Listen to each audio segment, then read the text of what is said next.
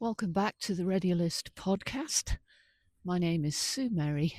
I'm an Alexander Technique teacher and a founder member of Educare Small School. This is episode 3, transitions. What we're going to deal with in this episode is actually using what you've learned in a practical situation. Once more, I'm out walking. Just a quick recap of what we've covered so far. So you've had an introduction to the principles of the Ready List. And also, I've just remembered I haven't turned the ringer off on my phone again. Oh, getting older is so tedious. It's amazing how you forget things. I'm just going to pause this recording for a second. Okay, here we are again. 2 things to remember, Sue. Turn off the ringer and don't say just all the time. Right, let's see how we get on. So previously, recapping. Previously, I've introduced you to the principles of the Ready List, and then we went a little bit deeper in the last podcast and started to unpick what the principles mean and how to practice them. So I'll probably look in more depth at what's happening there, particularly probably in the future, the neuroscience behind some of the principles. But I want to keep it super practical for now and move on to what you do with this information, the practical use of the Ready List. How do you use it in your daily life, in other words? So what you're hoping to do with it is to perform most activities in a way that is centered and calm, or at very least in a way that is more efficient than perhaps the way you're doing it now. Because, I can hear some geese going over. What an amazing sound. Oh, actually, it's 2 swans. It's a beautiful sight. We've got a blue sky this morning. It's really gorgeous. Cold, but really lovely. So using the Ready List to help you to be more effective in whatever it is that you're doing. Because what the Ready List does is it starts to move you away from your threat response reaction. And I want to briefly focus on habit. I'll probably deconstruct habit a bit more when we look a bit more at the neuroscience behind all of this.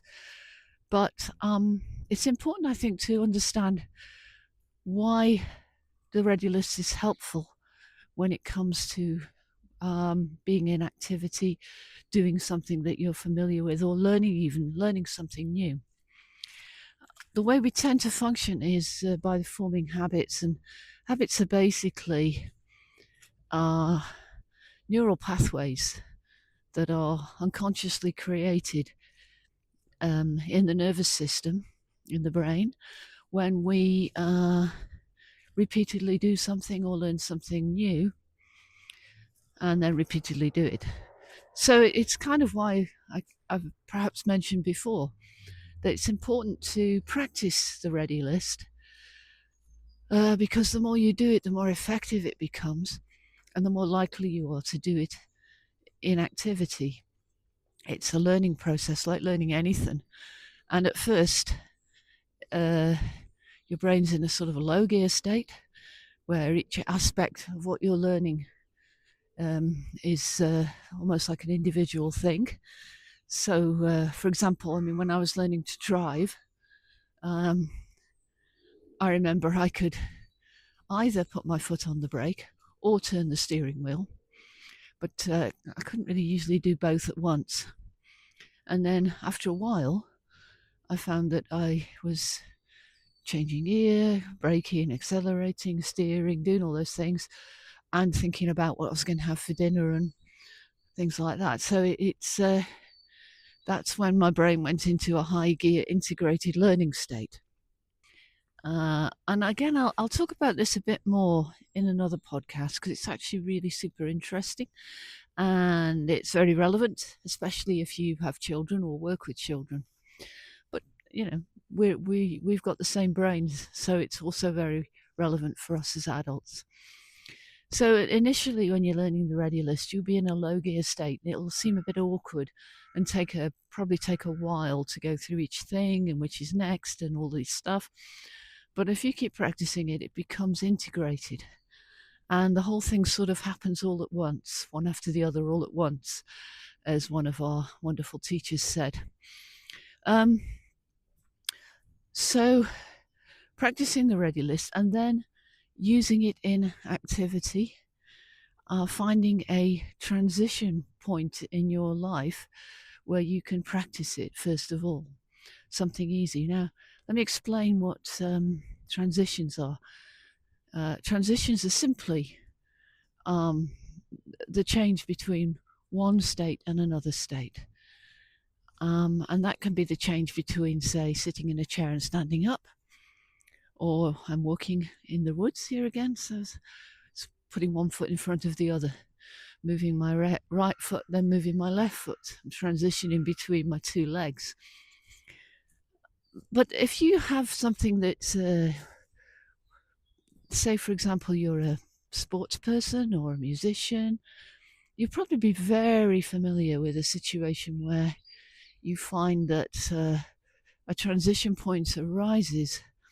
Say you're an equestrian and you are transitioning between a halt state on the horse and a walking state.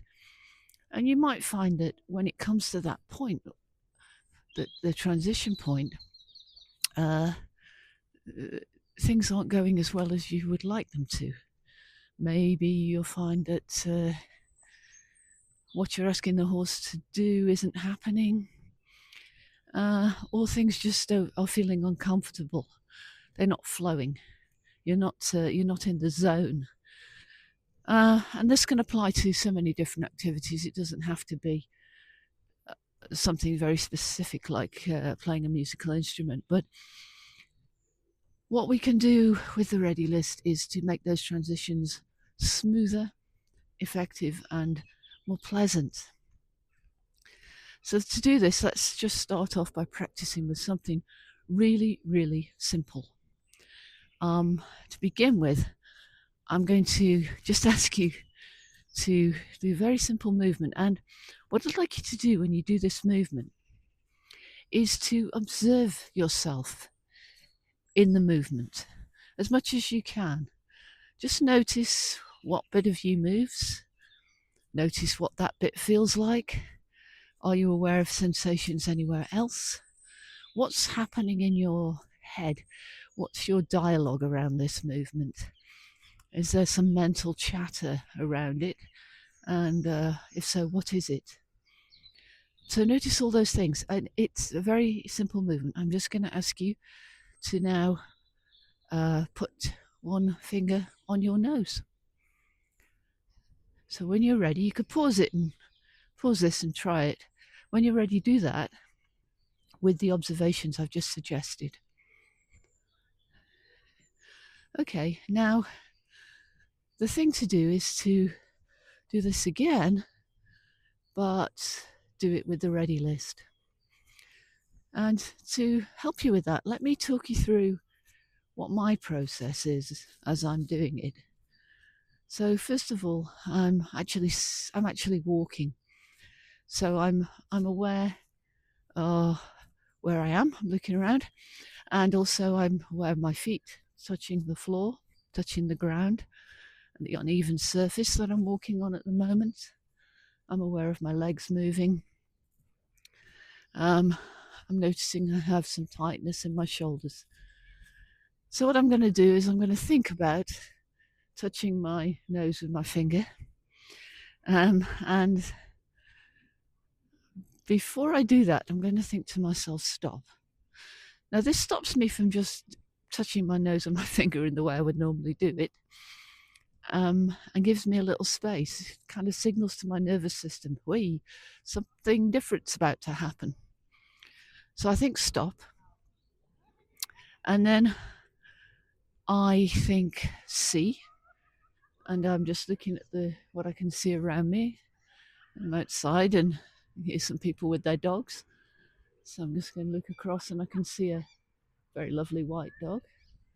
And I'm just allowing my eyes to relax into that. I'm thinking, breathe.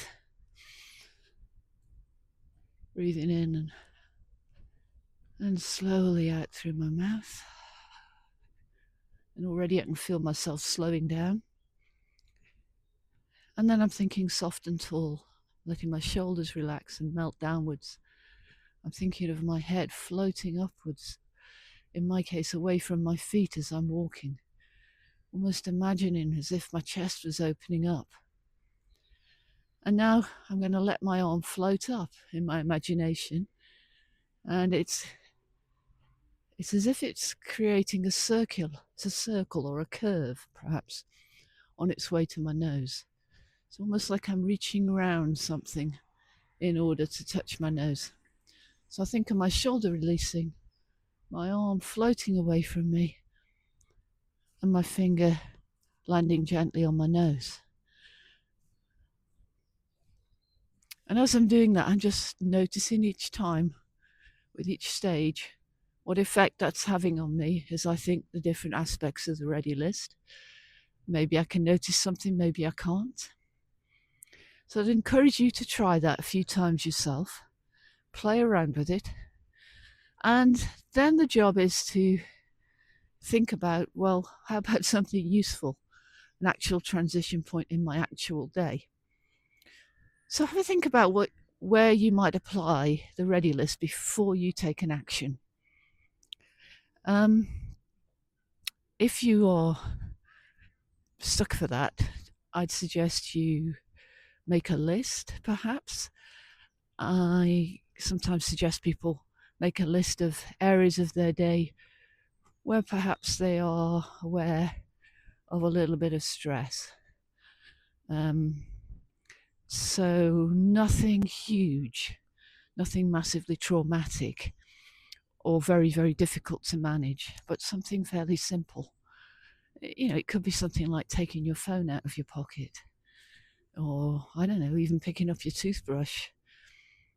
Have a think about situations in your day where a little bit of stress comes in, and maybe just write a list and even score how stressful that is. Give it a score, maybe, I don't know, 1 to 10, and then choose something in the low, with a low score, and decide that you're going to try to remember to practice the ready list before you take that action. So let's imagine it's taking your phone out of your pocket or your bag, just to check it, say. Before you do that, you won't always remember, by the way, and don't give yourself a bad time because you've forgotten to do it. This is the whole thing about practicing until you start to lay down that new neural network, making a new habit in your downstairs brain, whereby you will automatically remember because it'll just be a habit. So just practice that. Think about, say, taking your phone out your pocket. So you think, okay, I'm going to take my phone out of my pocket. Stop. See, breathe, soft and tall. Now, the more you practice doing the ready list, the more integrated it becomes, as I said. Also, the smoother and quicker it becomes. So generally what I find is that I'm doing see and breathe simultaneously, and that overlaps with soft and tall, because as I breathe out, it's easier for me to release tension. So I can release my shoulders, and I can think of my head floating up and my chest opening out. So it all sort of starts to integrate. So try this now in your life. Find something, practice it, practice a transition point, and then we'll recap on this in another podcast. And probably next time, I think next episode, I'll look at constructive rest, which is something that most people like to do when they learn how to do it. Basically, it's a lot to do with lying down and working on your body from a semi-supine position. Just a reminder as well that all of this stuff is on the Ready List website. So there's reminders of everything I'm saying. Plus, you can watch a video. It's not a great video. It's me in Richmond Park some years ago. Probably should redo it, but I think it more or less gets over the points that are important. So watch the video. Maybe there's a talk through with a lovely teacher called Andy Smith. And there's a lot of other stuff on that website, including how this work applies to different activities and to people at school and people in education. So take a look if you haven't already. It's thereadylist.com. And I look forward to seeing you again in the next podcast.